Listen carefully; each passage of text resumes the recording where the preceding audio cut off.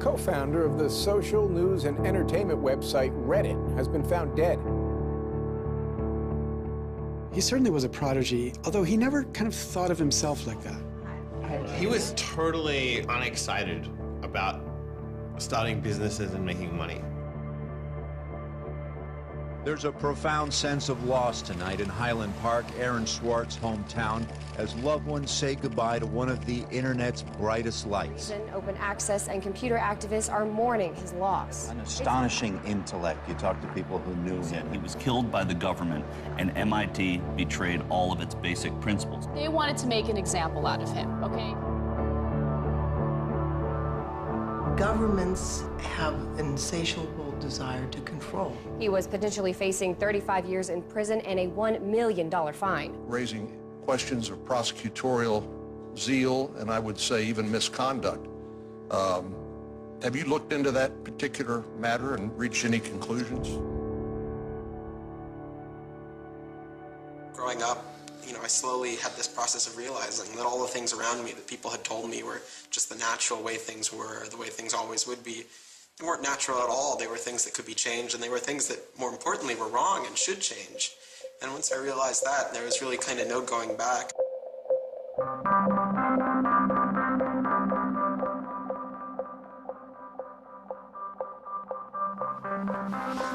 Welcome to Story Reading Time.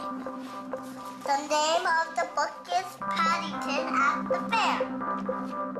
Well, he was born in Highland Park and grew up here. Aaron came from a family of 3 brothers, all extraordinarily bright.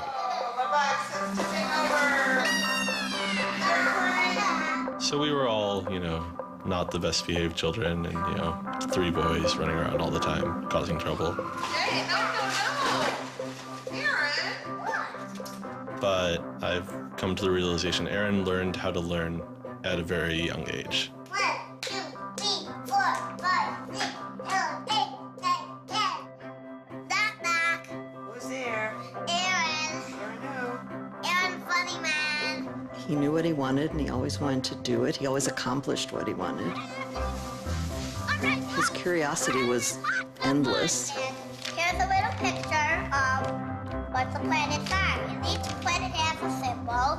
Mercury symbol, Venus symbol, Earth symbol, Mars symbol, Jupiter symbol. One day he said to Susan, "What's this free family entertainment in downtown Highland Park?" Free family entertainment downtown Highland Park. He was 3 at the time, and she said, "What are you talking about?" He said, "Look, it says here on the refrigerator, free family entertainment in downtown Highland Park." And so she was floored and astonished that he could read. It's called My Family Seder. The Seder night is different from all other nights. I remember once we were at the University of Chicago Library.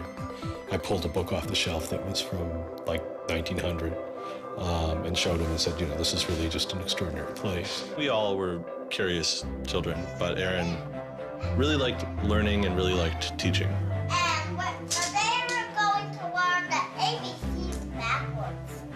Z-Y-X-W-V-U-T. I remember he came home from his first algebra class, and he was like, "Noah, let me teach you algebra."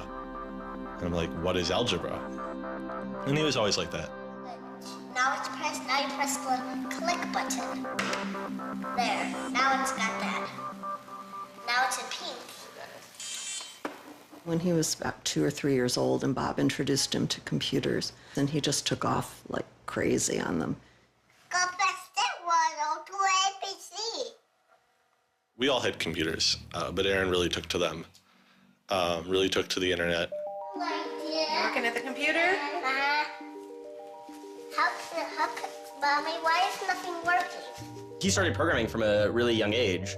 I remember the first program that I wrote with him was in BASIC, and it was a Star Wars trivia game. He sat down with me in the basement where the computer was for hours programming this game. The problem that I kept having with him is there was nothing that I wanted done. And to him, there was always something to do, always something that programming could solve. The way Aaron always saw it is that programming is magic, right? You can accomplish these things that normal humans can't. Aaron made an ATM using like a Macintosh and like a cardboard box. One year for Halloween, I didn't know what I wanted to be, and he thought it'd be really, really cool if I dressed up like his new favorite computer, which at the time was the original iMac. I mean, he hated dressing up for Halloween, but he loved convincing other people to dress up as things that he wanted to see.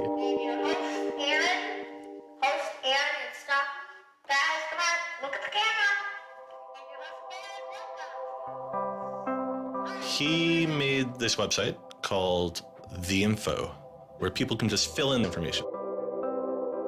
Like, I'm sure someone out there knows all about gold leafing. Why don't they write about that on this website? And then other people could come at a later point and read that information and edit the information if they thought it was bad. Not too dissimilar from Wikipedia, right? And this was before Wikipedia had begun, and this was developed by a 12-year-old in his room by himself, running on, you know, this tiny server using ancient technology. And one of the teachers responds like, "This is a terrible idea. You can't just like let anyone author the encyclopedia. The whole reason we have scholars is to write these books for us. How could you ever have such a terrible idea?" Me and my other brother would be like, "Oh, you know, yeah, Wikipedia is cool, but you know, we had that in our house like 5 years ago." Aaron's website, theinfo.org, wins a school competition hosted by the Cambridge-based web design firm Ars Digita. We all went to Cambridge for when he won the Ars Digita Prize. And, you know, we had no clue what Aaron was doing. It was obvious that the prize was really important. Aaron soon became involved with online programming communities, then in the process of shaping a new tool for the web. He comes up to me, it's like, "Ben, there's this really awesome thing that I'm working on. You need to hear about it." I'm like, "Yeah, what is it?" He says, "It's this thing called RSS." And he explains to me what RSS is. I'm like, why is that useful, Aaron? Like, is any site using it? Like, why would I want to use it? There was this mailing list for people who were working on RSS and XML more generally. And there was a person on it named Aaron Swartz who was combative but very smart and who had lots of good ideas. And he didn't ever come to the face-to-face meetings. And they said, you know, when are you going to come out to one of these face-to-face meetings? And he said, you know, I don't think my mom would let me. I'm 14, I just turned 14. And so their first reaction was, well, you know, this colleague we've been working with all year was 13 years old while we were working with him, and he's only 14 now. And their second reaction was, Christ, we really want to meet him. You know, that's extraordinary. He was part of the committee that drafted RSS. What he was doing was to help build the plumbing for modern hypertext. And the piece that he was working on, RSS, was a tool that you can use to get summaries of things that are going on in other web pages. Most commonly, you would use this for a blog. You might have 10 or 20 people's blogs you want to read. You use their RSS feeds, these summaries of what's going on those other pages, to create a unified list of all the stuff that's going on. Aaron was really young, but he understood the technology and he saw that it was imperfect and looked for ways to help make it better.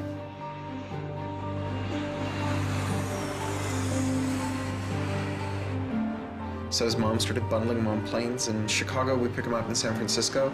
We'd introduce him to interesting people to argue with, and we'd marvel at his horrific eating habits. He only ate white food, only like, you know, steamed rice and not fried rice because that wasn't sufficiently white, and white bread and so on. And, you know, you kind of marvel at this, the quality of the debate emerging from this, what appeared to be a small boy's mouth. And you think, you know, this is a kid who's really going to go somewhere if he doesn't die of scurvy. Aaron, you're up. I think the difference is that now you can't make companies like Doc was saying. You can't have companies that just, you know, let's sell dog food over the internet, let's sell dog food over cell phones. But there's still a lot of innovation going on. I think if you don't see the innovation, maybe your head is in the sand. He takes on this alpha nerd personality where he's sort of like, I'm smarter than you, and because I'm smarter than you, I'm better than you, and I can tell you what to do. It's an extension of like him being kind of like a twerp. So you aggregate all these computers together and now they're solving big problems like searching for aliens and trying to cure cancer. First met him on IRC, on Internet Relay Chat. He didn't just write code. He also sort of got people excited about solving problems. He was a connector. The free culture movement has had a lot of his energy. I think Aaron was trying to make the world work.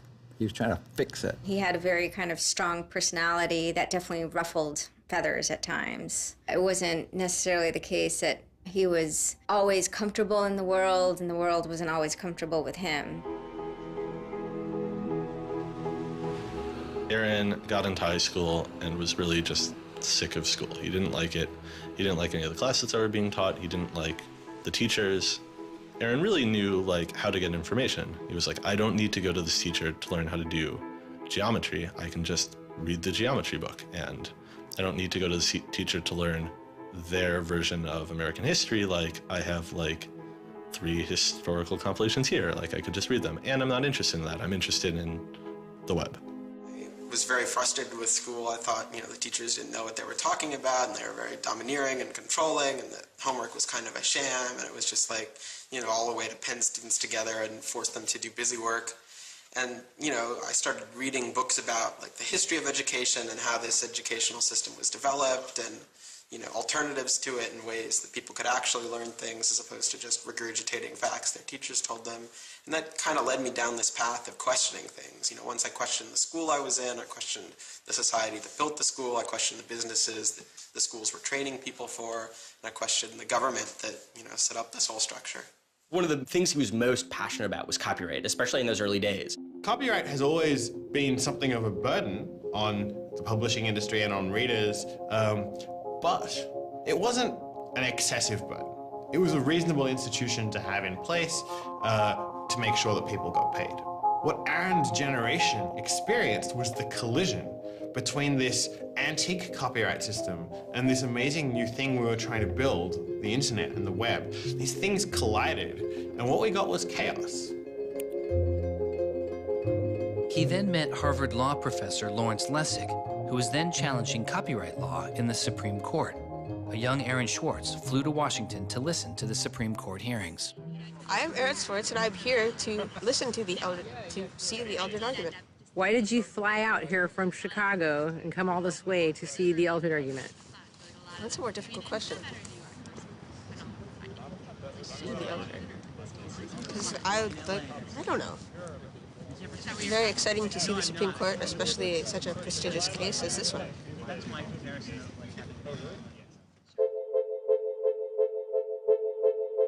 Lessig was also moving forward with a new way to define copyright on the internet. It was called Creative Commons. So the simple idea of Creative Commons is to give people, creators, a simple way to mark their creativity with the freedoms they intended to carry. So if copyright is all about all rights reserved, then this is a kind of some rights reserved model. It's, I want a simple way to say to you, here's what you can do with my work, even if there are other things which you need to get my permission before you could do. And Aaron's role was the computer part. Like, how do you architect the licenses so they would be simple and understandable and expressed in a way that machines could process it? And people are like, why do you have this, 15-year-old kid writing the specifications for the Creative Commons? Like, don't you think that's a huge mistake? And Larry's like, the biggest mistake we would have is not listening to this kid. He barely, he's not even tall enough to get over the podium. And it wasn't these movable podiums, so it was this embarrassing thing where once he put his screen up, nobody could see his face. When you come to our website here, and you go to choose license, it gives you this list of options, it explains what it means, and you fill out 3 simple questions. Do you want to require attribution? Do you want to allow commercial uses of your work?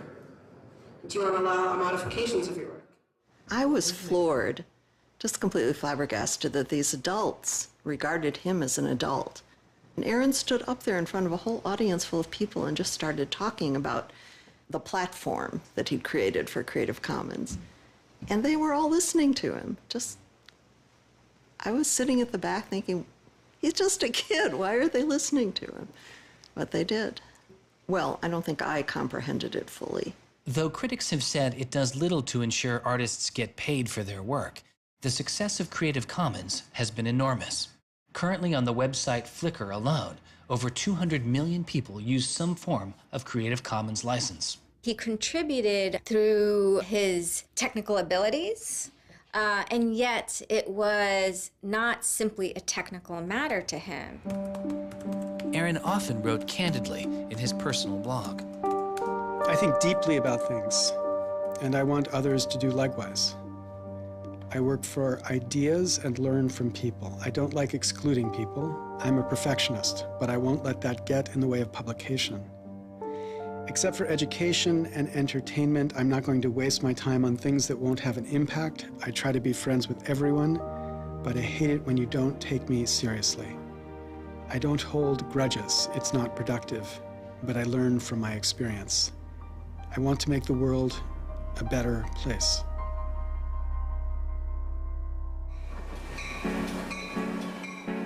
In 2004, Schwartz leaves Highland Park and enrolls in Stanford University. He had had ulcerative colitis, which was very troubling, and we were concerned about him taking his medication. He got hospitalized, and he would take this cocktail of pills every day. And one of those pills was a steroid, which stunted his growth and made him feel different from many of the other students.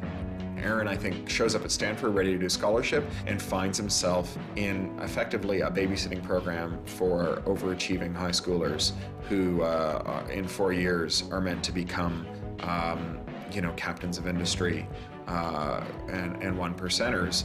And like, I think it just made him bananas. In 2005, after only 1 year of college, Schwartz was offered a spot at a new startup incubation firm called Y Combinator, led by Paul Graham. And he's like, hey, I have this idea for a website. And Paul Graham likes him enough and says, yeah, sure. So Aaron drops out of school, moves to this apartment. So this used to be Aaron's apartment when he moved here. I have vague memories of my father telling me how difficult it was to get a lease because Aaron had no credit and he dropped out of college. Aaron lived in what's now the living room, and some of the posters are left over from when Aaron lived here. And then the library. There are more books, but a lot of them are Aaron's. Aaron's Y Combinator site was called Infogami, a tool to build websites. But Infogami struggles to find users, and Schwartz eventually merges his company with another Y Combinator project in need of help. It was a project headed by Steve Huffman and Alexis Ohanian, called Reddit. There we were, starting from almost nothing. No users, no money, no code, and growing day by day into a hugely popular website. And it showed no signs of letting up. First we had 1,000 users, then 10,000, then 20,000, and on and on. It was just incredible. Reddit becomes huge, and it's a real sort of geeky corner of the internet. There's a lot of humor, there's a lot of art, and there's just people who flock to the site and make that site the main site they go to every morning to get their news. Reddit kind of just borders on chaos at some level. So on the one hand, it's a place where people discuss news of the day, technology, politics, and issues. And yet there is a lot of kind of not safe for work material, offensive material. There's some subreddits where trolls find a welcome home. And so in that sense, Reddit has been kind of home to controversy as well. It kind of sits on that edge of chaos. Reddit catches the attention of the corporate magazine giant Condé Nast, who makes an offer to buy the company. Some large amount of money, large enough that my dad was getting bugged with questions about, like, how do I store this money? Like a lot of money. Like a lot of money. Like, probably more than $1 million, but I don't actually know. And he is how old at the time? 19, 20. So it was in this apartment. They like sat around on what predated these couches, hacking on Reddit. And when they sold Reddit, they threw a giant party and then all flew out to California the next day and left the keys with me. It was funny, you know, he just sold a startup, so we all kind of presumed he was the richest person around, but he said, oh no, I'll take this tiny little shoebox-sized room. That's all I need. Like, it was barely larger than a closet. The idea of him spending his money on fancy objects just seems so implausible. He explains it's like, I like living in apartments, so I'm not going to spend a lot of money on a new place to live. I'm not going to buy a mansion. And I like wearing jeans and a t-shirt, so I'm not going to spend any more money on clothes. So like, it's, you know, really no big deal. What is a big deal to Schwartz is how traffic flows on the internet and what commands our attention. In the old system of broadcasting, you were fundamentally limited by the amount of space in the airwaves. You know, you could only send out 10 channels over the airwaves of television, right? Or even with cable, you had 500 channels. On the internet, everybody can have a channel. Everyone can get a blog or a MySpace page. Everyone has a way of expressing themselves. And so what you see now is not a question of who gets access to the airwaves. It's a question of who gets control over the ways you find people. You know, you start seeing power centralizing in sites like Google, these sort of gatekeepers that tell you where on the internet you want to go, the people who provide you your sources of news and information. So it's not, you know, only certain people have a license to speak. Now everyone has a license to speak. It's a question of who gets heard. After he started working in San Francisco at Condé Nast, he comes into the office and they want to give him a computer with all this crap installed on it and say that he can't install any new things on his computer, which to a developer is outrageous, right? From the first day, he was complaining about all this stuff. Gray walls, gray desks, gray noise. The first day I showed up here, I simply couldn't take it. By lunchtime, I had literally locked myself in a bathroom stall and started crying. I can't imagine staying sane with someone buzzing in my ear all day, let alone getting any actual work done. Nobody else seems to get work done here either. Everybody's always coming into our room to hang out and chat or invite us to play the new video game system that Wired is testing. He really had different aspirations that were politically oriented. And Silicon Valley just doesn't really quite have that culture that orients technical activity for the purposes of political goals. Aaron hated working for a corporation. They all hate working for Condé Nast, but Aaron is like the only one who's not going to take it. And Aaron basically gets himself fired by not showing up to work ever. It was said to be a messy breakup. Both Alexis Ohanian and Steve Huffman declined to be interviewed for this film. He rejected the business world. One of the really important things to remember about that choice when Aaron decided to kind of leave startup culture is that he was also leaving behind the things that had made him, you know, famous and well-loved, and, you know, he was at risk of letting down fans. He got to where he was supposed to be going and had the self-awareness and the orneriness to realize that he had climbed the mountain of shit to pluck the single rose and discovered that he'd lost his sense of smell. And rather than sit there and insist that it wasn't as bad as it seemed, and he did get the rose in any event, he climbed back down again, which is pretty cool. The way Aaron always saw it is that programming is magic, right? You can accomplish these things that normal humans can't by being able to program. So if you had magical powers, would you use them for good or to make you mountains of cash? Schwartz was inspired by one of the visionaries he had met as a child, the man who had invented the World Wide Web, Tim Berners-Lee. In the 1990s, Berners-Lee was arguably sitting on one of the most lucrative inventions of the 20th century. But instead of profiting from the invention of the World Wide Web, he gave it away for free. It is the only reason the World Wide Web exists today. Aaron is certainly deeply influenced by Tim. Tim is certainly a very prominent early internet genius who doesn't in any sense cash out. He's not at all interested in how he's going to figure out how to make $1 billion. People would have seen, there's money to be made there, so there would have been lots of little webs instead of one big one. And one little web and lots of little webs doesn't work because you can't follow links from one to the other. You know, you had to have the critical mass of this thing was the entire planet. So it's not going to work unless the whole planet can get on board.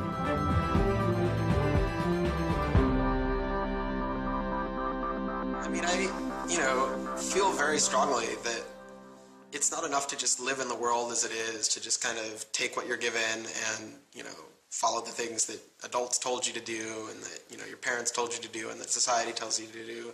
I think you should always be questioning. I take this very scientific attitude that everything you've learned is just provisional, that, you know, it's always open to recantation or refutation or questioning. And I think the same applies to society. Once I realized that there were real serious problems, fundamental problems that I could do something to address, I didn't see a way to forget that. I didn't see a way not to.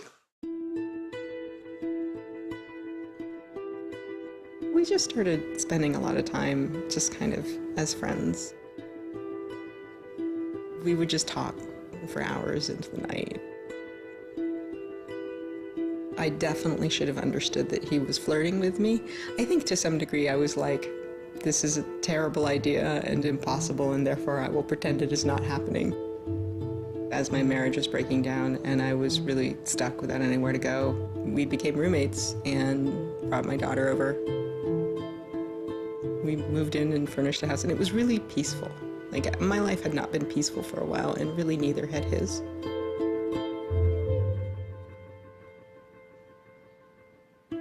We were extremely close from the beginning of our romantic relationship. We were in constant contact.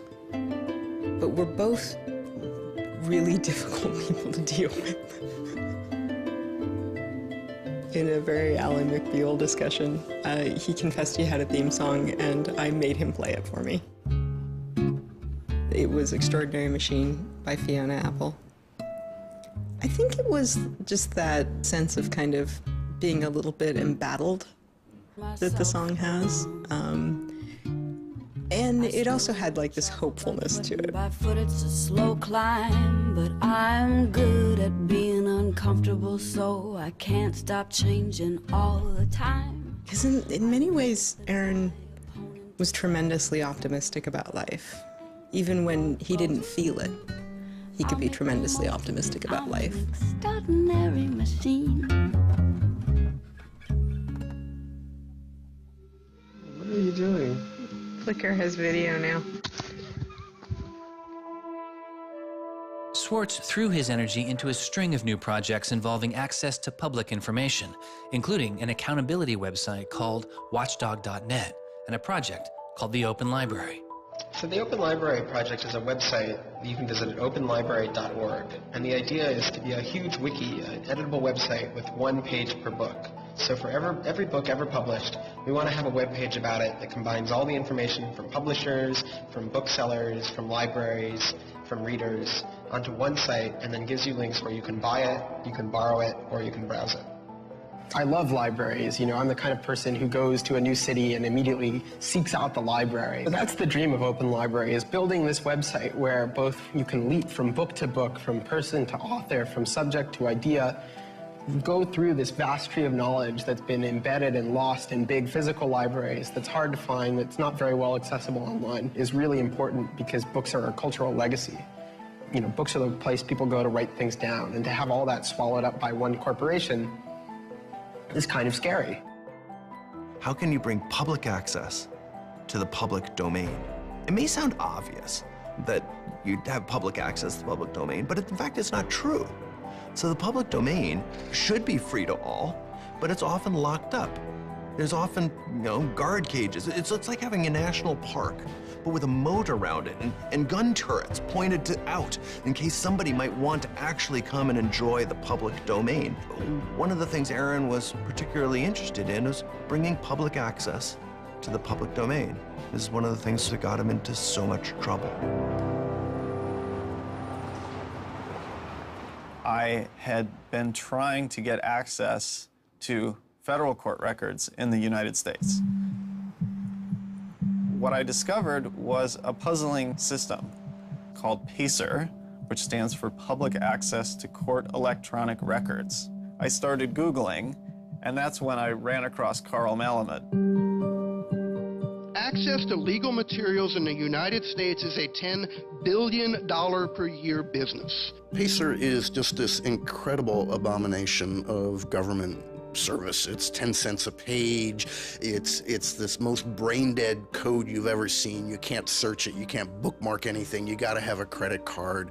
And these are public records. It's U.S. district courts are very important. It's where a lot of our seminal litigation starts, you know, civil rights cases, patent cases, all sorts of stuff. And journalists and students and citizens and lawyers all need access to PACER, and it fights them every step of the way.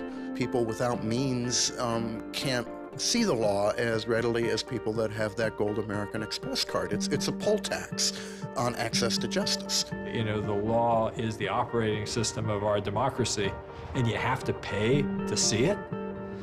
You know, that's not much of a democracy. They make about $120 million a year on the PACER system, and it doesn't cost anything near that, according to their own records. In fact, it's illegal. The E-Government Act of 2002 states that the courts may charge only to the extent necessary in order to reimburse the costs of running PACER.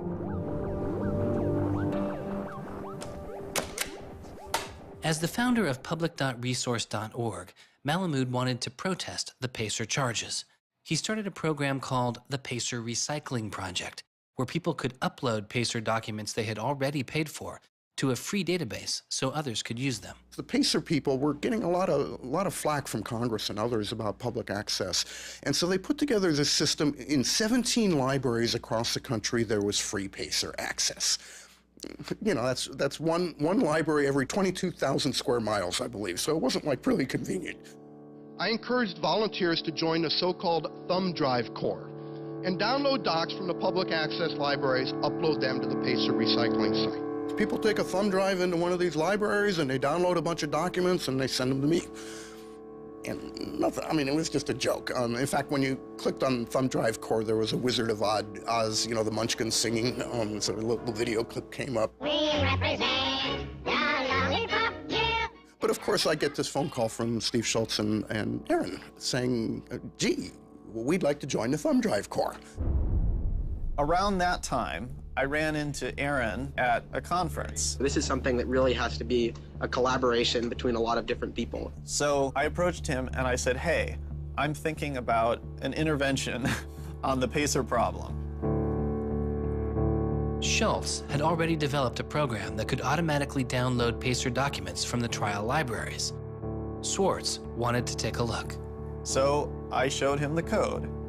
And I didn't know what would come next, but as it turns out, over the course of the next few hours at that conference, he was off sitting in a corner, improving my code, recruiting a friend of his that lived near one of these libraries to go into the library and to begin to test his improved code, at which point the folks at the courts realized something's not going quite according to plan. And data started to come in and come in and come in, and soon there were 760 gigabytes of PACER docs, about 20 million pages. Using information retrieved from the trial libraries, Swartz was conducting massive, automated parallel downloading of the PACER system. He was able to acquire nearly 2.7 million federal court documents, almost 20 million pages of text. Now, I'll grant you that 20 million pages had perhaps exceeded the expectations of the people running the pilot access project, but surprising a bureaucrat isn't illegal. Aaron and Carl decided to go talk to the New York Times about what happened. They also caught the attention of the FBI, who began to stake out Schwartz's parents' house in Illinois. But I get a tweet from his mother saying, call me. It's like, oh my God, what the hell's going on here? And so I finally got a hold of Aaron, and you know, Aaron's mother was like, oh my God, FBI, FBI, FBI. An FBI agent drives down our home's driveway trying to see if Aaron is like in his room. And I remember being home that day and wondering why this car was driving down our driveway and just driving back out. I was like, that's weird. Like 5 years later, I read this FBI file and I'm like, oh my goodness. That was the FBI agent in my driveway. He was terrified. He was totally terrified. He was way more terrified after the FBI actually called him up on the phone and tried to sucker him into coming down to a coffee shop without a lawyer. He said he went home and laid down on the bed and you know, was shaking. The downloading also uncovered massive privacy violations in the court documents. Ultimately, the courts were forced to change their policies as a result. And the FBI closed their investigation without bringing charges. To this day, I find it remarkable that anybody, even at the most remote podunk field office of the FBI, thought that a fitting use for taxpayer dollars was investigating people for criminal theft on the grounds that they had made the law public. How can you call yourself a lawman and think that there can possibly be anything wrong in this whole world with making the law public? Aaron was willing to put himself at risk for the causes that he believed in. Bothered by wealth disparity, Schwartz moves beyond technology and into a broader range of political causes. I went into Congress and I invited him to come and hang out and intern for us for a while so that he could learn, the political process. He was sort of learning about a new community, a new set of skills, and kind of learning to hack politics. It seems ridiculous that miners should have to hammer away until their whole bodies are dripping with sweat, faced with the knowledge that if they dare to stop, they won't be able to put food on the table that night, while I get to make larger and larger amounts of money each day just by sitting and watching TV. But apparently the world is ridiculous. So I co-founded a group called the Progressive Change Campaign Committee, and what we try and do is we try and organize people over the internet who care about progressive politics and moving the country in a more progressive direction to kind of come together, join our email list, join our campaigns, and help get progressive candidates elected all across the country. The group is responsible for igniting the grassroots effort behind the campaign to elect Elizabeth Warren to the Senate. He might have thought it was a dumb system, but he came in and he said, I need to learn this system because it can be manipulated like any social system. But his passion for knowledge in libraries didn't take a back seat. Aaron began to take a closer look at institutions that publish academic journal articles. By virtue of being students at a major U.S. university, I assume that you have access to a wide variety of scholarly journals. Pretty much every major university in the United States pays these sort of licensing fees to organizations like JSTOR and Thomson and ISI to get access to scholarly journals that the rest of the world can't read. These scholarly journals and articles are essentially the entire wealth of human knowledge online, and many have been paid for with taxpayer money or with government grants. But to read them, you often have to pay again, handing over steep fees to publishers like Reed Elsevier. These licensing fees are so substantial that people who are studying in India instead of studying in the United States don't have this kind of access. They're locked out from all of these journals. They're locked out from our entire scientific legacy. I mean, a lot of these journal articles, they go back to the Enlightenment. Every time someone has written down a scientific paper, it's been scanned and digitized and put in these collections. That is a legacy that has been brought to us by the history of people doing interesting work, the history of scientists. It's a legacy that should belong to us as a commons, as a people, but instead it's been locked up and put online by a handful of for-profit corporations who then try and get the maximum profit they can out of it. So a researcher paid by the university or the people publishes a paper, and in the very, very last step of that process, after all the work is done, after all the original research is done, the thinking, the lab work, the analysis, after everything is done at that last stage, then the researcher has to hand over his or her copyright to this multi-billion-dollar company. And it's sick. It's an entire economy built on volunteer labor. And then the publishers sit at the very top and scrape off the cream. Talk about a scam. One publisher in Britain made a profit of $3 billion last year. I mean, what a racket. JSTOR is just a very, very small player in that story, but for some reason, JSTOR is the player that Aaron decided to confront. He'd gone to some conference around open access and open publishing, and I don't know who the person from JSTOR was, but I think at some point Aaron asked the question, like, how much would it cost to open up JSTOR in perpetuity? And they gave some, I think it was $200 million, something that Aaron thought was totally ridiculous. Working on a fellowship at Harvard, he knew users on MIT's famously open and fast network Nextdoor had authorized access to the riches of JSTOR. Schwartz saw an opportunity. You have a key to those gates. And with a little bit of shell script magic, you can get those journal articles.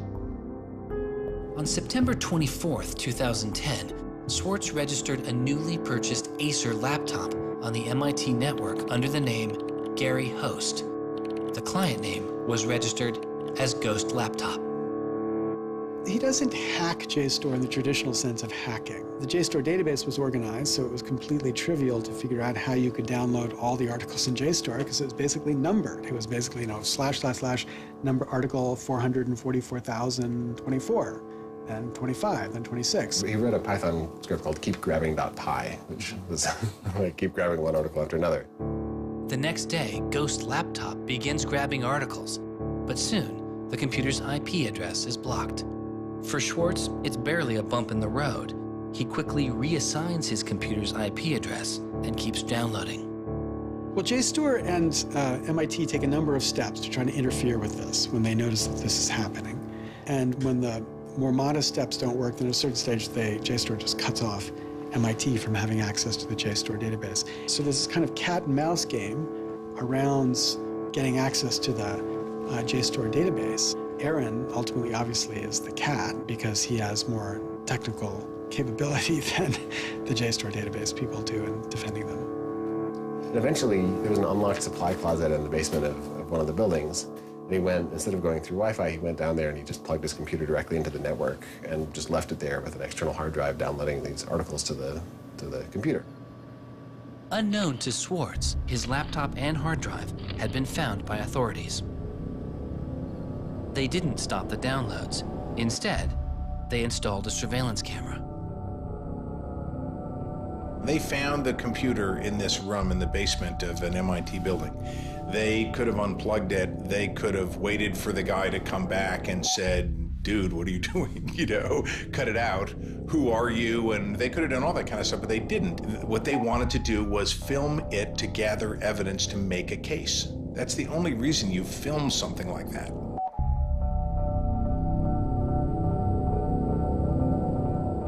At first, the only person caught on the glitchy surveillance camera was using the closet as a place to store bottles and cans.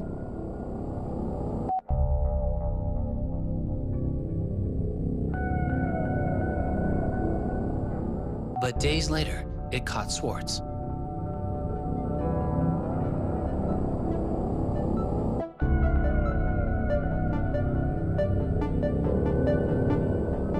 Schwartz is replacing a hard drive.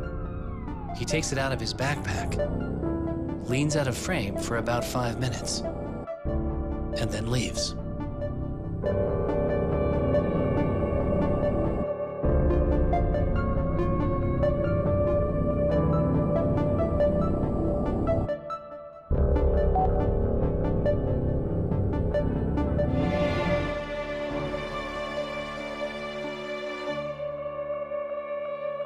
And then they organized a stakeout where, as he was biking home from MIT, these cops came out from either side of the road or something like that and started going after him.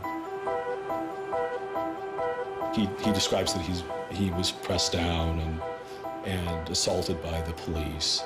He tells me that it's unclear that they were police that were after him. He thought that someone was trying to attack him. He does tell me they beat him up.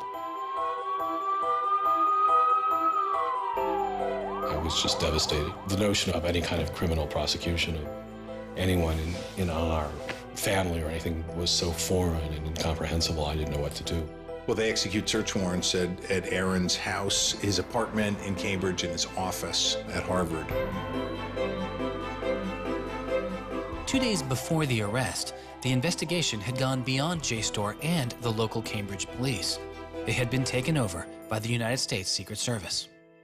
The Secret Service began investigating computer and credit card fraud in 1984, but 6 weeks after the attack on 9/11, their role expanded. President Bush used the Patriot Act to establish a network of what they called electronic crimes task forces.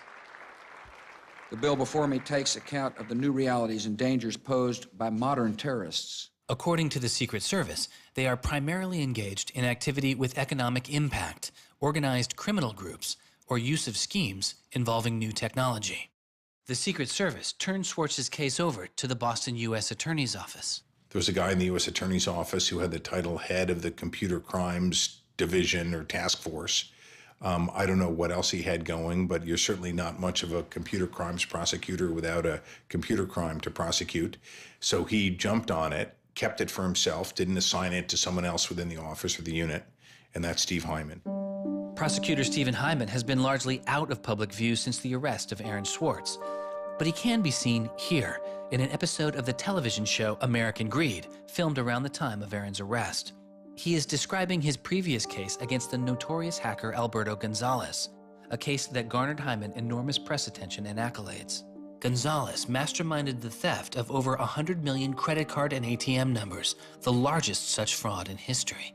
Here, Hyman, describing Gonzalez, gives his view on the hacker mindset. These guys are driven by a lot of the same things that we're driven by. They have an ego, they like challenge, and of course they like money and everything you can get from money. One of the suspects implicated in the Gonzalez case was a young hacker named Jonathan James. Believing Gonzalez's crimes would be pinned on him, James committed suicide during the investigation. In an early press release describing the government's position in the case of Aaron Swartz, Hyman's boss, U.S. Attorney for the District of Massachusetts Carmen Ortiz, said this: "Stealing is stealing, whether you use a computer command or a crowbar, and whether you take documents, data, or dollars." It's not true. It's obviously not true. I'm not saying it's harmless, and I'm not saying that we shouldn't criminalize stealing of information, but you've got to be much more subtle in trying to figure out exactly which kinds of harms are harmful here. So the thing about a crowbar is every time I break into a place with a crowbar, I do damage. There's no doubt about it.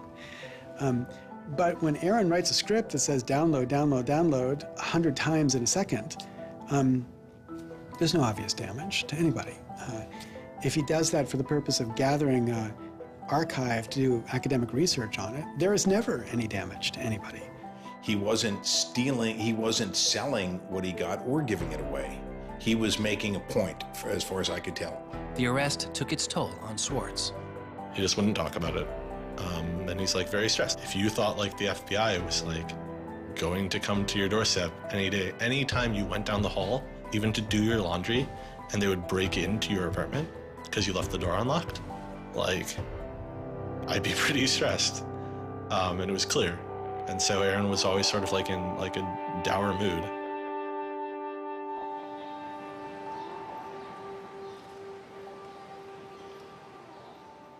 He wouldn't give off any sensitive information about his whereabouts during this time because he was so afraid that the FBI would be waiting for him.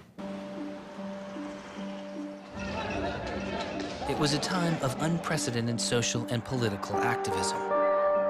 Time magazine would later name as their 2011 Person of the Year, the protester. There was a kind of hotbed of hacker activity going on. WikiLeaks had released a trove of diplomatic cables. Manning had been under arrest at the time. It was unknown whether he was the source of the leak. Anonymous, which is a kind of protest ensemble that has a lot of hackers in its ranks, were going on various sprees of sorts.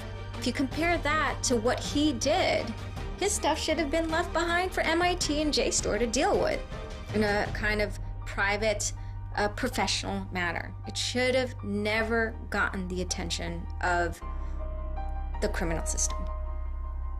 It just didn't belong there.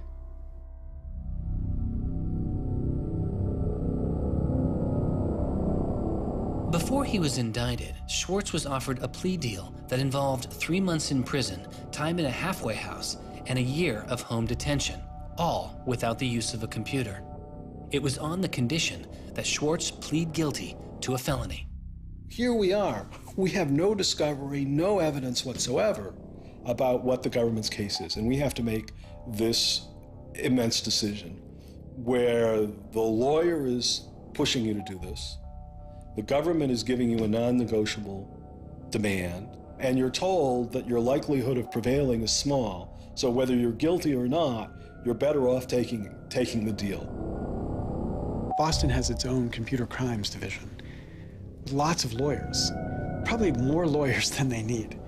So, you know, you can imagine all sorts of cases where it would be really hard to prosecute because you've got some criminals in Russia or you've got some people inside of a corporation are going to have $500 lawyers or $700 an hour lawyers sitting down against you.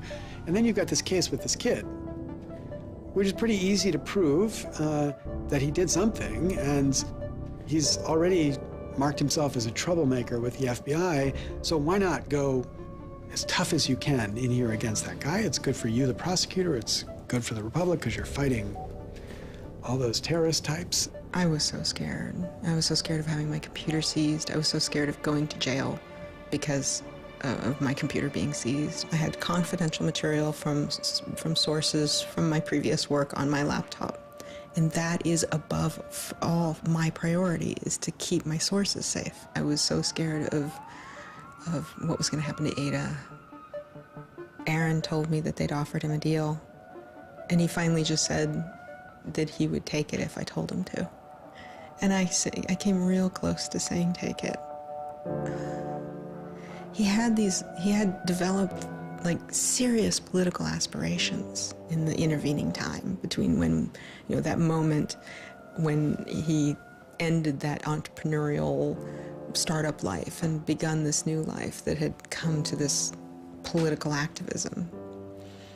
And he just didn't believe that he could continue in his life with a felony. He said to me one day, we were walking by the White House, and he said to me, they don't let felons work there.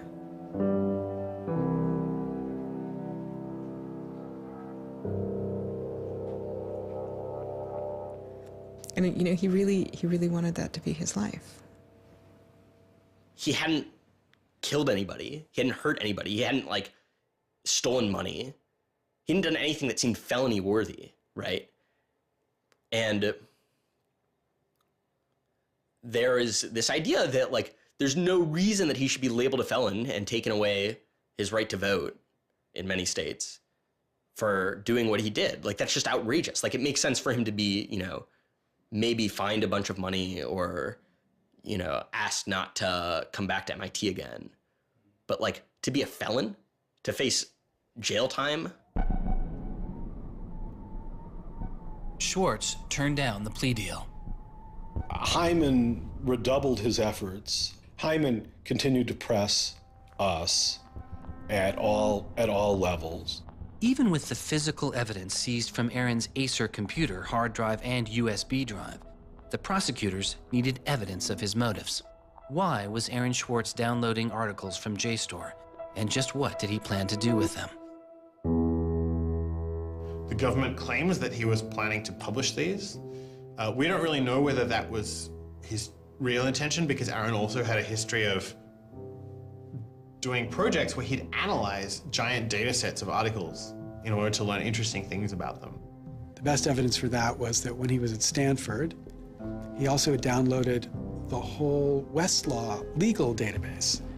In a project with Stanford law students, Schwartz had downloaded the Westlaw legal database. He uncovered troubling connections between funders of legal research and favorable results.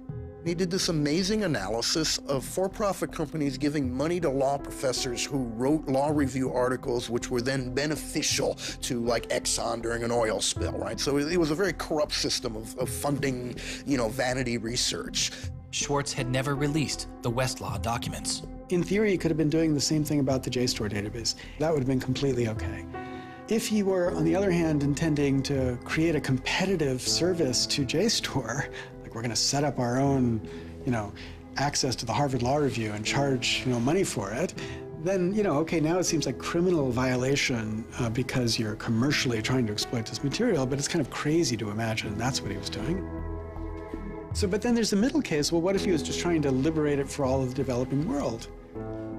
But depending on what he was doing, it creates a very different character to how the law should be thinking about it. The government was prosecuting him as if this was like a commercial criminal violation, like stealing a whole bunch of credit card records. It was that kind of crime. I don't know what he was going to do with that database, but I heard from a friend of his that Aaron had told him he was going to analyze the data for evidence of corporate funding of climate change research that led to biased results. And I totally believe that. I was just told that Steve wanted to talk to me. And I thought, maybe this is a way I could get out of this. Just just exit the situation. And I didn't want to live in fear of having my computer seized. I didn't want to live in fear of having to go to jail on a contempt of court charge if they tried to compel me to decrypt my computer. When they came to me and said, Steve wants to talk to you, that seemed reasonable. They offered Norton what is known as a Queen for a Day letter, or a proffer. It allowed prosecutors to ask questions about Aaron's case. Norton would be given immunity from prosecution herself for any information she revealed during the meeting. I didn't like it. I told my lawyers repeatedly that this seemed fishy. I didn't like this. I didn't want immunity. I didn't need immunity. I hadn't done anything. But they were really, really stringent that they did not want me meeting the prosecutor without immunity. But just to be clear, this is a Queen for a Day deal, a proffer. Right, a proffer letter. In which you basically handed information over to them in exchange for protection from prosecution. So it wasn't handing information over. It was, at least that's not how I saw it. It was just having a discussion, having an interview with them. Well, they're asking you questions. They're asking me questions. They can ask about whatever they want. Right. And whatever they learn, I really, right, and I repeatedly tried to go in naked. I repeatedly tried to turn down the proffer letter. I was ill.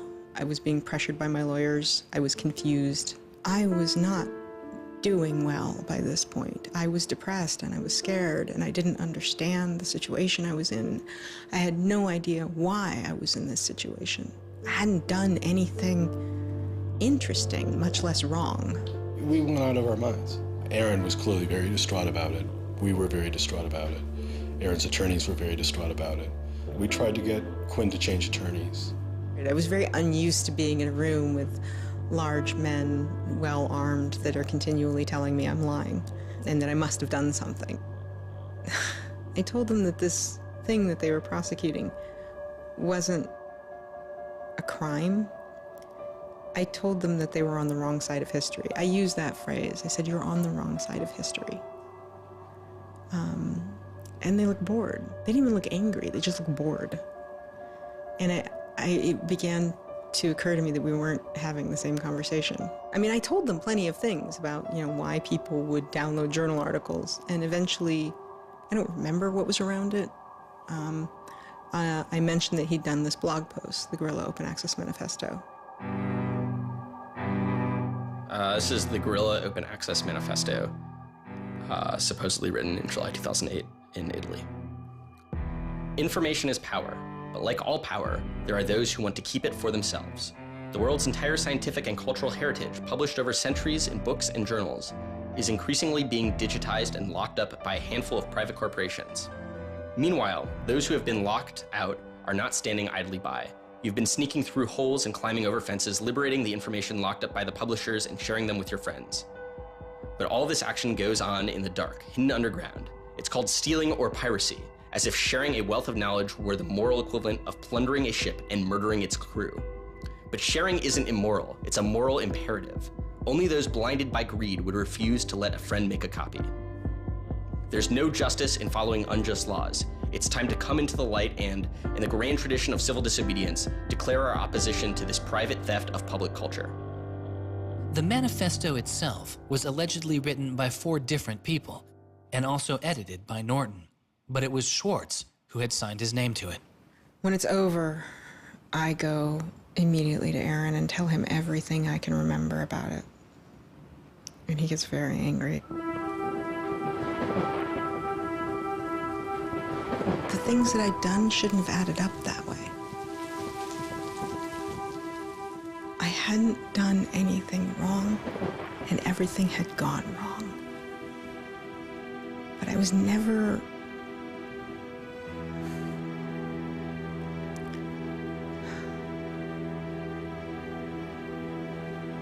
I'm still angry.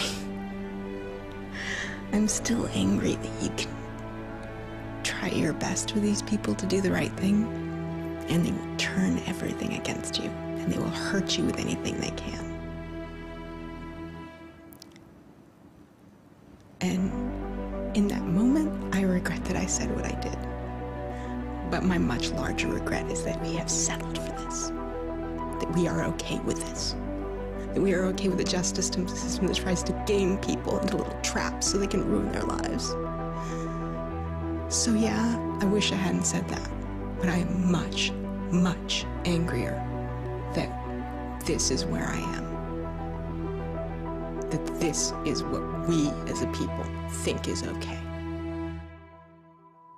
They used every method that I think they could think of to get her to provide information which would be unhelpful to Aaron and helpful to the prosecution of Aaron.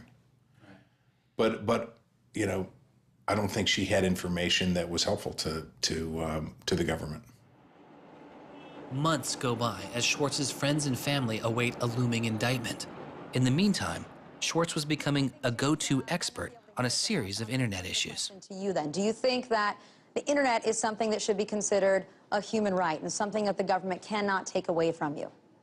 Yes, definitely. I mean, this notion that national security is an excuse to shut down the internet, that's exactly what we heard in Egypt and Syria and all these other countries. And so, yeah, it's true. Sites like WikiLeaks are going to be putting up some embarrassing material about what the U.S. government does, and people are going to be organizing to protest about it and try and change their government. You know, and that's a good thing. That's what all these First Amendment rights of free expression, of freedom of association are all about. And so the notion that we should try and shut those down, I think, just goes against very basic American principles. The principle, I think, is one that our founding fathers would have understood. If the internet had been around back then, instead of putting post offices in the Constitution, they would have put ISPs. Well, it's definitely interesting to see how... Schwartz meets activist Taryn Steinbrickner-Kaufman, and the two begin to date. We need a massive global public outcry. If there's no massive global public outcry, it won't create any change. You know, 4 people in this city should cause a massive global public outcry. You know, we need a petition signer. Without telling her specifics, he warned her he was involved in something he called simply the bad thing. And I had sort of crazy theories, like that he was having an affair with Elizabeth Warren or something. I speculated both Hillary Clinton and Elizabeth Warren, actually, but... So sometime in probably late July, Aaron called me, and I happened to pick up, and he said, you know, the bad thing might be in the news tomorrow. Do you want me to tell you, or do you want to read about it in the news? And I said, well, I want you to tell me. And he said, well, I've been arrested for downloading too many academic journal articles, and they want to make an example out of me. And I was like, that's it? That's the big fuss? Really? Like, this doesn't sound like a very big deal. On July 14th, 2011, federal prosecutors indict Schwartz on 4 felony counts. He gets indicted on the same day that, like, 2 people in England who are part of LulzSec get arrested, and, like, a few other real hackers. And Aaron is just, like, someone who kind of looks like a hacker, enough that they can, like, you know, put his head on a stake and, like, put it on the gates. Aaron went to surrender, and they arrested him. They then strip searched him, took away his shoelaces, took away his belt, and left him in solitary confinement. The District of Massachusetts United States Attorney's Office released a statement saying Schwartz faces up to 35 years in prison, to be followed by 3 years of supervised release, restitution, forfeiture, and a fine of up to $1 million. He is released on $100,000 bail. The same day, the primary victim in the case, JSTOR, formally drops all charges against Schwartz and declines to pursue the case. JSTOR, they weren't our friends, they weren't helpful or friendly to us, but they also were just kind of like, we're not part of this. JSTOR and their parent company, Ithaca, also sidestepped requests to talk with this film. But at the time, they released a statement saying it was the government's decision whether to prosecute, not JSTOR's. And so it's our belief that with that, the case will be over. That we should be able to get Steve Hyman to drop the case or settle it in some rational way. And the government refused. Why? Well, because I think they wanted to make an example out of Aaron. And they said they wanted to, the reason why they wouldn't move on requiring a felony conviction and jail time was that they wanted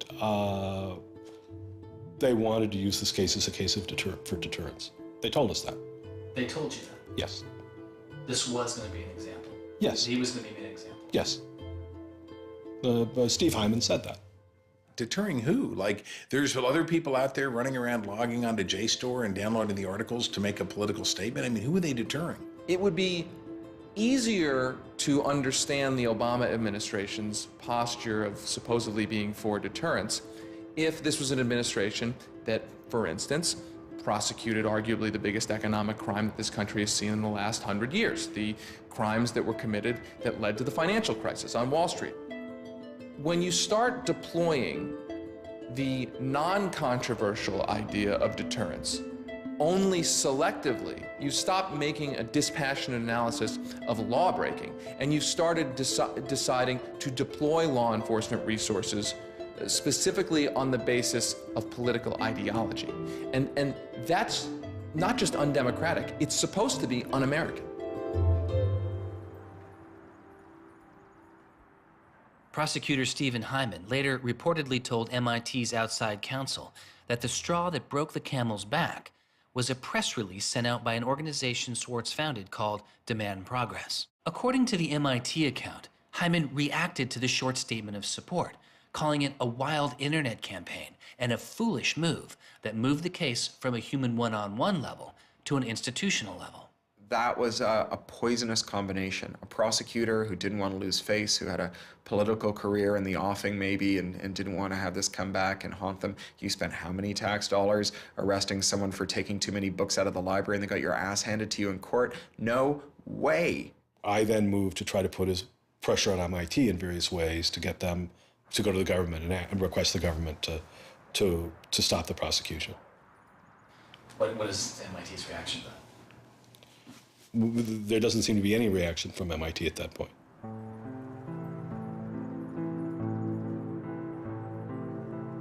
MIT doesn't defend Aaron, which to people inside of the MIT community seems outrageous because MIT is a place that encourages hacking in the biggest sense of the word. At MIT, the idea of going and running around on roofs and tunnels that you weren't allowed to be in was not only a rite of passage, it was part of the MIT tour. And lockpicking was a winter course at MIT. They had the moral authority to stop it in its tracks. MIT never stood up and took a position of saying to the feds, don't do this. We don't want you to do this. You're overreacting. This is too strong, that I'm aware of. They acted kind of like any corporation would. They helped the government. They didn't help us unless they felt they had to, and they never tried to stop it. MIT declined repeated requests to comment, but they later released a report saying they attempted to maintain a position of neutrality and believed Hyman and the U.S. Attorney's Office did not care what MIT thought or said about the case. MIT's behavior seemed really at odds with the MIT ethos, right? You could argue that MIT turned a blind eye and that was okay for them to do. But taking that stance, taking that neutral stance in and of itself was taking a pro-prosecutor stance. If you look at Steve Jobs and Steve Wozniak, they started by selling a blue box, which was a thing designed to defraud the phone company. If you look at Bill Gates and Paul Allen, they initially started their business by using computer time at Harvard, which was pretty clearly against the rules. The difference between Aaron and the people I just mentioned is that Aaron wanted to make the world a better place. He didn't just want to make money. Schwartz continues to be outspoken on a variety of internet issues.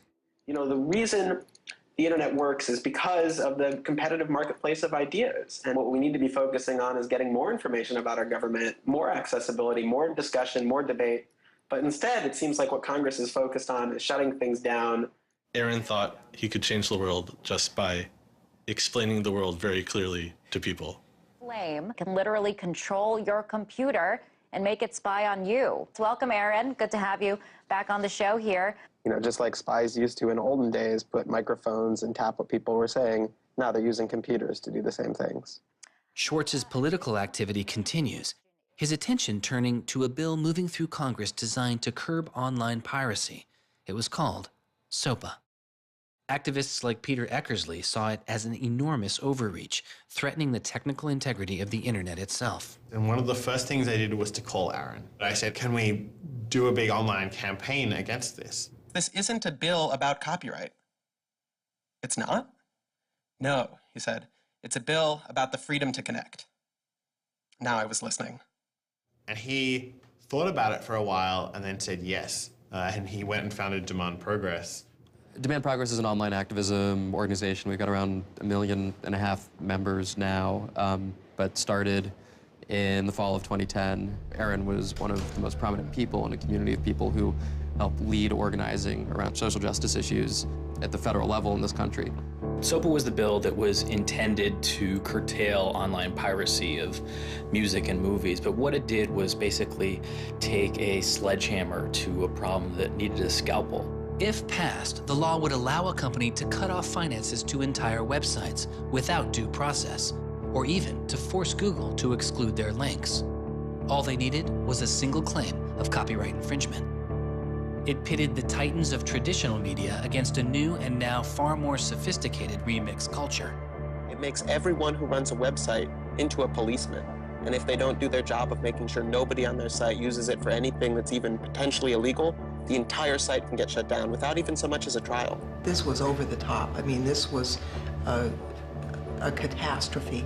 This bill poses a serious threat to speech and civil liberties for all who use the internet. There were only a handful of us who said, look, we're not for piracy either, but it makes no sense to destroy the architecture of the internet, the domain name system, and so much that makes it free and open in the name of fighting piracy. And Aaron got that right away. The freedoms guaranteed in our Constitution, the freedoms our country had been built on, would be suddenly deleted. New technology, instead of bringing us greater freedom, would have snuffed out fundamental rights we'd always taken for granted. And I realized that day, talking to Peter, that I couldn't let that happen. When SOPA was introduced in October 2011, it was considered inevitable. Our strategy when it first came out was to hopefully slow the bill down, maybe weaken it a little bit, but even we didn't think that we would be able to stop this bill. Having worked in Washington, what you learn is that typically in Washington, the legislative fights are fights between different sets of corporate moneyed interests. They're all duking it out to pass legislation. And the fights that are the closest are when you have one set of corporate interests against another set of corporate interests, and they're financially equally matched in terms of campaign contributions and lobbying. Those are the closest ones. The ones that aren't even fights typically are ones where all the money is on one side, all the corporations are on one side, and it's just millions of people on the other side. Haven't seen anything like PIPA and SOPA in all my time in public service. There were more than 40 United States senators on that bill as co-sponsors. So there were already a long, long way to getting the 60 votes to have it clear all the procedural hoops. Even I began to doubt myself. It was a rough period. Schwartz and Demand Progress were able to marshal enormous support, using traditional outreach combined with commonly used voice over IP to make it very easy for people to call Congress. I've never met anybody else who was able to operate at his level, both on the technological side and on the campaign strategy side. Millions of people contacted Congress and signed anti-SOPA petitions. Congress was caught off guard. There was just something about watching those clueless members of Congress debate the bill, watching them insist they could regulate the internet and a bunch of nerds couldn't possibly stop them. I am not a nerd. I'm just not enough of a nerd. Maybe we ought to ask some nerds what this thing really does. Let's have a hearing, bring in the nerds. Really? Nerds? You know, I think actually the word you're looking for is experts. To enlighten you so your laws don't backfire, break the internet. We use the term geek, but we're allowed to use that because we are geeks. The fact that it got as far as it did without them talking to any technical experts reflects the fact that there is a problem in this town. I'm looking for somebody to come before this body and testify in a hearing and say, this is why they're wrong. There used to be an office that provided science and technology advice, and members could go to them and say, help me understand XYZ. And Gingrich killed it. He said it was a waste of money. Ever since then, Congress has plunged into the dark ages. I don't think anybody really thought that SOPA could be beaten, including Aaron. think it was worth trying, but it didn't seem winnable. And I remember maybe a few months later, I remember him just turning to me and being like, I think we might win this. And I was like, that would be amazing. Calls to Congress continue. When the domain hosting site GoDaddy becomes a supporter of the bill, tens of thousands of users transferred their domain names in protest. Within a week, a humbled GoDaddy reverses their position on SOPA.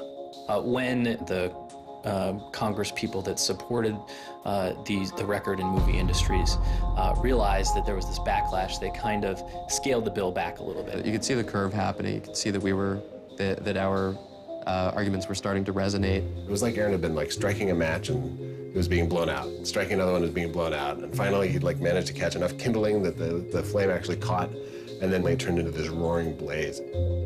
On January 16th, 2012, the White House issued a statement saying they didn't support the bill. And then this happened. I'm a big believer that we should be dealing with issues of piracy, and we should deal with them in a serious way. But this bill is not the right bill.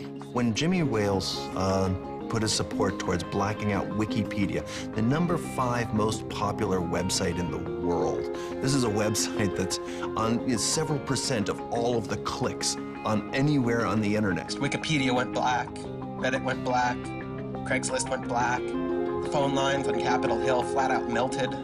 Members of Congress started rushing to issue statements retracting their support for the bill that they were promoting just a couple days ago. Within 24 hours, the number of opponents of SOPA in Congress went from this to this. To see congressmen and senators slowly flip sides throughout the day of the blackout was pretty unbelievable. There was like a 100 representative swing. And that was when, as hard as it was for me to believe, after all this, we had won. The thing that everyone said was impossible, that some of the biggest companies in the world had written off as kind of a pipe dream, had happened. We did it. We won. This is a historic week in internet politics, maybe American politics. The thing that we heard from people in Washington, D.C., from staffers on Capitol Hill was they received more emails and more phone calls on SOPA blackout day than they'd ever received about anything. I think that was an extremely exciting moment. This was the moment when the internet had grown up politically. It was exhilarating because it's hard to believe it actually happened. It's hard to believe a bill with so much financial power behind it didn't simply sail through the Congress. And not only did it not sail through, it didn't pass at all. It's easy sometimes to feel like you're powerless, like when you come out in the streets and you march and you yell and nobody hears you. But I'm here to tell you today, you are powerful. So yeah, maybe sometimes you feel like you're not being listened to, but I'm here to tell you that you are. You are being listened to. You are making a difference. You can stop this bill if you don't stop fighting. Stop PIPA. Stop SOPA. Some of the biggest internet companies, to put it frankly, would benefit from a world in which their little competitors could get censored. We can't let that happen. For him, it was more important to be sure that you made a small change than to play a small part in a big change. But SOPA was like playing a major part in a major change. And so for him, it was kind of this proof of concept, like, okay, what I want to do with my life is change the world. I think about it in this really scientific way of like, I'm measuring my impact. And this shows that it's possible, right? That the thing that I want to do with my life is possible. I have proved that I can do it, that I, Aaron Swartz, can change the world. For a guy who never really thought he had done much, which was Aaron, it was one of the few moments where you could really see that he felt like he had done something good. Feeling like here is his maybe one and only victory lap. Everyone said there was no way we could stop SOPA. We stopped it. This is 3 outrageously good victories, and the year isn't even over yet. I mean, if there's a time to be positive, it's now. You know, he wins at SOPA a year after he's arrested It's not unambiguously happy moments. There's a lot going on. He's so attuned towards participating in the political process, you can't stop him. The list of organizations Swartz founded or co-founded is enormous. And years before Edward Snowden would expose widespread internet surveillance, Swartz was already concerned. It is shocking to think that the accountability is so lax that they don't even have sort of basic statistics about how big the spying program is. And if the answer is, oh, we're spying on so many people we can't possibly even count them, then that's an awful lot of people, right? It would be one thing if they said, look, you know, we know the number of telephones we're spying on, we don't know exactly how many real people that corresponds to, but they just came back and said, we can't give you a number at all. That's pretty, I mean, it's scary is what it is. Well, that's scary. You know, they put incredible pressure on him and took away his, you know, all of the money he had made. They, you know, threatened to take away his physical freedom. Why'd they do it, you know? I mean, well, why are they going after whistleblowers, you know? Why are they going after people who tell the, you know, who tell the truth about all sorts of things? I mean, from the banks to the, you know, to war, to just sort of government transparency. So secrecy serves those who are already in power. And we are living in an era of secrecy that coincides with an era where the government is doing also a lot of things that are probably illegal and unconstitutional.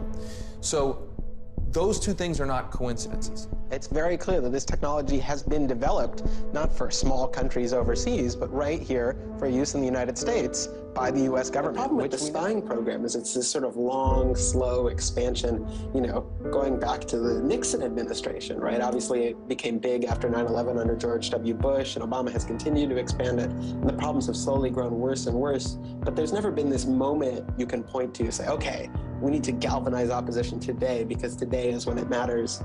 Instead, it's mattered for. The prosecution, in my estimation, of Aaron Swartz was about sending a particular laser-like message to a group of people that the Obama administration sees as politically threatening. And that is essentially the hacker, the information, and the democracy activist community. And the message that the Obama administration wanted to send to that particular community was, in my estimation, we know you have the ability to make trouble for the establishment. And so we are going to try to make an example out of Aaron Swartz to scare as many of you as possible into not making that trouble.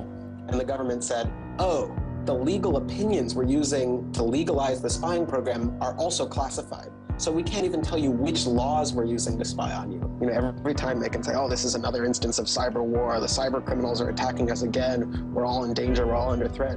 They use those as excuses to push through more and more dangerous laws. And so just to follow that up, like personally, how do you feel the fight is going, I guess? It's up to you. I know, but we gotta like, you know. You know, there's sort of these two polarizing perspectives, right? Everything is great. The internet has created all this freedom and liberty and everything's going to be fantastic. Or everything is terrible. The internet has created all these tools for cracking down and spying and, you know, controlling what we say. And I think both are true, right? The internet has done both. And both are kind of amazing and astonishing. And which one will win out in the long run is up to us. It doesn't make sense to say, oh, one is doing better than the other. You know, they're both true.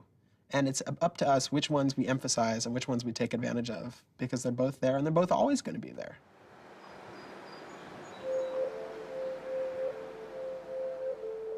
On September 12, 2012, federal prosecutors filed a superseding indictment against Swartz, adding additional counts of wire fraud, unauthorized access to a computer, and computer fraud. Now, instead of 4 felony counts, Swartz was facing 13. The prosecution's leverage had dramatically increased, as did Swartz's potential jail time and fines. They filed a separate indictment to add more charges, and they had a theory about why this conduct constituted a number of federal crimes, and that a very significant sentence could attach to it under the law. That theory, and much of the prosecution's case against Swartz, involved a law created originally in 1986. It is called the Computer Fraud and Abuse Act. The Computer Fraud and Abuse Act was inspired by the movie War Games with Matthew Broderick, which is a great movie. I have you now. In this movie, a kid gets the ability through the magic of computer networks to, like, launch a nuclear attack. You know, that's not actually possible, and it certainly wasn't possible in the 80s, but apparently this movie scared Congress enough to pass the original Computer Fraud and Abuse Act. This is a law that's just behind the times. For example, it penalizes terms of service kinds of arrangements. You can have something like eHarmony or Match.com, and somebody sort of inflates their own personal characteristics, and all of a sudden, depending on the jurisdiction and the prosecutors, they could be in a whole host of troubles. We all know what terms of use are. Most people don't read them, but not abiding by their terms could mean you are committing a felony. The website terms of service often say things like, be nice to each other, or don't do anything that's improper. The idea that the criminal law has anything to say about these kinds of violations, I think strikes most people as crazy. The examples get even more crazy. Until it was changed in March of 2013, the terms of use on the website of Hearst's 17 magazine said you had to be 18 in order to read it. I would say that the way the CFA has been interpreted by the Justice Department, we are probably all breaking the law. Vague and prone to misuse, the CFAA has become a one-size-fits-all hammer for a wide range of computer-related disputes. Though not the only factor in his case, 11 of the 13 charges against Swartz involved the Computer Fraud and Abuse Act. The question why hangs over much of the story of Aaron Swartz. Just what was motivating the government, and what would their case have been? The Department of Justice declined requests for answers, but Professor Oren Kerr is a former prosecutor who has studied the case. So I think I come about this case from a different direction than other people on a number of reasons. I was a federal prosecutor at the Justice Department for 3 years before I started teaching. The government came forward with an indictment based on what crimes they thought were committed, just as a purely lawyers matter, looking at the precedents, looking at the statute, looking at the history, looking at the cases that are out there so far. I think it was a fair indictment based on that. You can debate whether they should have charged this case. There's just a lot of disagreement. Some people are on the open access side, some people are not. I think the government took Swartz's guerrilla open access manifesto very seriously. And I think they saw him as somebody who was committed as a moral imperative to breaking the law to overcome a law that Swartz saw as unjust. And in a democracy, if you think a law is unjust, there are ways of changing that law. There's going to Congress, as Swartz did so masterfully with SOPA. Or you can violate that law in a way to try to nullify that law. And I think what was driving the prosecution was the sense that Swartz was committed not just to breaking the law, but to really making sure that law was nullified, that everyone would have access to the database in a way that you couldn't put the toothpaste back into the tube. It would be done, and Swartz's side would win. There's a big disagreement in society as to whether that is an unjust law, and ultimately that's a decision for the American people to make, working through Congress. And then the second problem is, I think, we're still trying to figure out what's the line between less serious offenses and more serious offenses. We're now entering this different environment of computers and computer misuse, and we don't yet have a really strong sense of exactly what these lines are. So we're just working that out. This is a poor use of prosecutorial discretion. The hammer that the Justice Department has to scare people with it just gets bigger and bigger and bigger. And so most people just, you can't roll the dice with your life like that. Should we tap somebody's phone? Should we film them? Should we turn somebody and get them to testify against these other people? That's how federal agents and prosecutors think. They build cases, they make cases. Swartz was caught in the gears of a brutal criminal justice system that could not turn back, a machine that has made America the country with the highest rate of incarceration in the world. We have in this country allowed ourselves to be captured by the politics of fear and anger, and anything we're afraid of, like the future of the internet and access, and anything we're angry about instinctively creates a criminal justice intervention. And we've used jail, prison, and punishment to resolve a whole host of problems that historically were never seen as criminal justice problems. The impulse to threaten, indict, prosecute, which is part of what has created this debate and controversy over online access and information on the internet, is very consistent with what we've seen in other areas. The one difference is that the people who are usually targeted and victimized by these kinds of criminal and carceral responses are typically poor and minority. Schwartz's isolation from friends and family increased. He had basically stopped working on anything else, and the case was, in fact, like taking over sort of his whole life. One of Aaron's lawyers apparently told the prosecutors that he was emotionally vulnerable and that was something that they really needed to keep in mind so that they knew that. It was weighing on him very heavily. He did not like having his actions and his movements restricted in any way. And the threat of jail, which they pounded him with a lot, was terrifying to him. Completely exhausted his financial resources, and it cost us a lot of money also, and he raised a substantial amount of money. So it was, it was in the millions of dollars. The legal defense Yes, was in millions. yes. Yeah, I think he didn't want to be a burden to people. I think that was a factor. Like, I have my normal life, and then I have this shitty thing I have to deal with. And I try to, like, keep the two of them as separate as possible. But they were just beginning to blur together, and everything was becoming shitty. Swartz faced a tough choice that was only getting tougher. Do you admit guilt and move on with your life, or do you fight a broken system? With his legal case, the answer was simple. He rejects the final plea deal, and a trial date is set. Aaron was resolute that he didn't want to knuckle under and accept something that he didn't believe was fair, but I also think he was scared.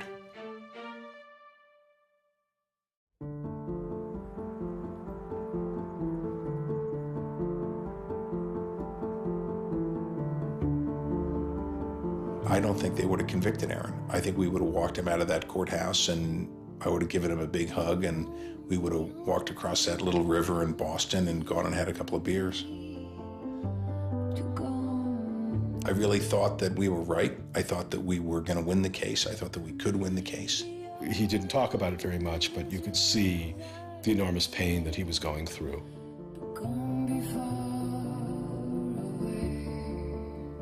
No time in his childhood did Aaron have any severe mood swings or like depressive episodes or anything that I would ascribe to severe depression. And it's possible, he was depressed. People get depressed.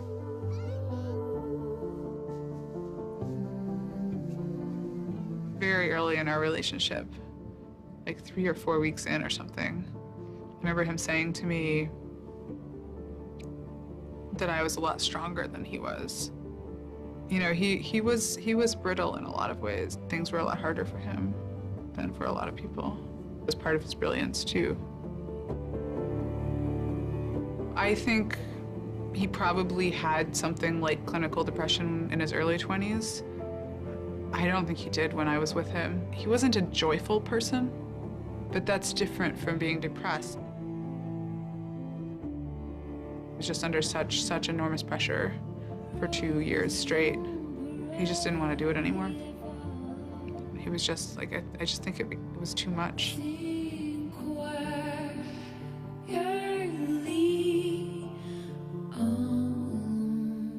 I got a phone call late at night. I could tell something was wrong, and then I called and I realized what had happened. A co-founder of the social news and entertainment website Reddit has been found dead. Police say 26-year-old Aaron Swartz killed himself yesterday in his Brooklyn apartment. I just thought, we've lost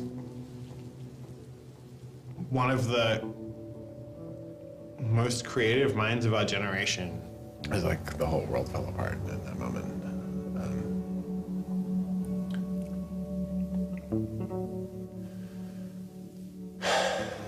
It was one of the hardest nights of my life. It's like I kept screaming, I can't hear you. What did you say? I can't hear you. I can't. That's it.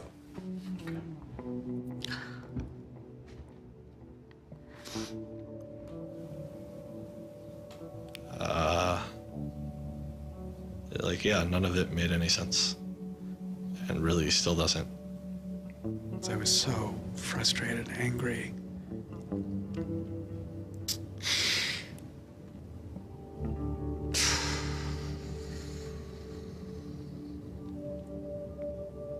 you know, tried to explain it to my kids. My 3-year-old told me that the doctors would fix him.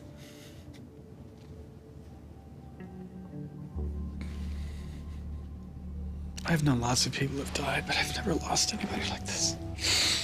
Because everybody feels, and I do too, there's so much we could have more to do. Like, I just didn't know he was there. I didn't know this is what he was suffering, and he was part of me. And I just wanted it to not be real. And then I just looked at his Wikipedia page and I saw the end date.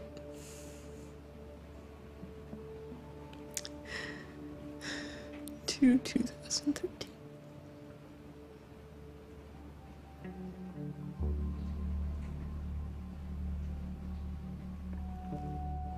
Aaron is dead. Wanderers in this crazy world, we have lost a mentor, a wise elder. Hackers for right, we're one down. We've lost one of our own.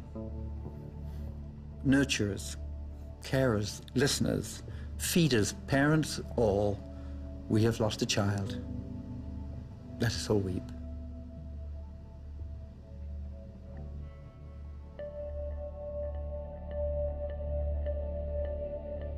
my first thought was, well, what if nobody even notices?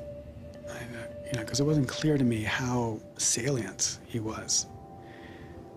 I had never seen anything quite like the outpouring I saw. The net just lit up. I mean, everyone was trying to explain it in their own way, but I've never seen people grieve on Twitter before. People were visibly grieving online. He was the internet's own boy, and the old world killed him. We are standing in the middle of a time when great injustice is not touched. The architects of the financial meltdown have dinner with the president regularly. In the middle of that time, the idea that this was what the government had to prosecute just seems absurd if it weren't tragic. The question is, can we do something, given what's happened, to make the world a better place? And how can we further that legacy? That's the only question one can ask. All over the world, there were starting to be hackathons and gatherings. Aaron Swartz has, in some sense, brought the best out of us in trying to say, how do we fix this? He was, in my humble opinion, one of the true extraordinary revolutionaries that this country has produced. I don't know whether Aaron was defeated or victorious, but we are certainly shaped by the hand of the things that he wrestled with. When we turn armed agents of the law on citizens trying to increase access to knowledge, we've broken the rule of law, we've desecrated the temple of justice. Aaron Swartz was not a criminal. Change does not roll in on the wheels of inevitability, it comes through continuous struggle. Aaron really could do magic. And I'm dedicated to making sure that his magic doesn't end with his death. He believed that he could change the world, and he was right. Out of the last week and out of today, phoenixes are already rising. Since Swartz's death, Representative Zoe Lofgren and Senator Ron Wyden have introduced legislation that would reform the Computer Fraud and Abuse Act, the outdated law that formed the majority of the charges against Swartz. It's called Aaron's Law. Aaron believed that, you literally ought to be asking yourself all of the time, what is the most important thing I could be working on in the world right now? And if you're not working on that, why aren't you? We are people. Internet freedom is under attack. What do we do? Stand up like that. Internet freedom is under attack. What do we do? Hey, hey, go home. Our Northeast has got to go. Hey, hey. I wish we could change the past, but we cannot.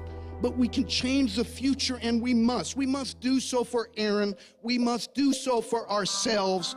We must do so to make our world a better place, a more humane place, a place where justice works and access to knowledge becomes a human right. So there was a kid back in February from Baltimore, 14 years old, who had access to JSTOR. And he'd been spelunking through JSTOR after reading something. And he figured out a way to do early tests for pancreatic cancer. And pancreatic cancer kills the shit out of you because we detect it way too late. By the time we detect it, it's already too late to do anything about it. He sent emails off to the entire oncology department at Johns Hopkins, you know, hundreds of them. And every 14-year-old kid, yeah, and most of them ignored it, right? But one of them sent him an email back and said, "This is not an entirely stupid idea. Why don't you come on over?" And this kid worked evenings and weekends with this researcher. And in February, I heard him on the news, just a couple of weeks after Aaron died, when Aaron was in the news a lot. Sorry. And he said the reason he was on the news is because they'd done it. They were shipping an early test for pancreatic cancer that was going to save lives. And he said, this is why what Aaron did was so important. Because you never know, right? This truth of the universe is not only something that policymakers use to figure out, you know, what the speed limit should be. It's where the thing that's going to keep, you know, your kid from dying of pancreatic cancer comes from. And without access, the person who might come up with the thing that's got your number on it may never find that answer. He slept so well, he didn't fall out of bed once, not even when he dreamed he was back on the spacecraft. Very good, Aaron. Very good. Yay, Aaron. Okay. Now it's song time.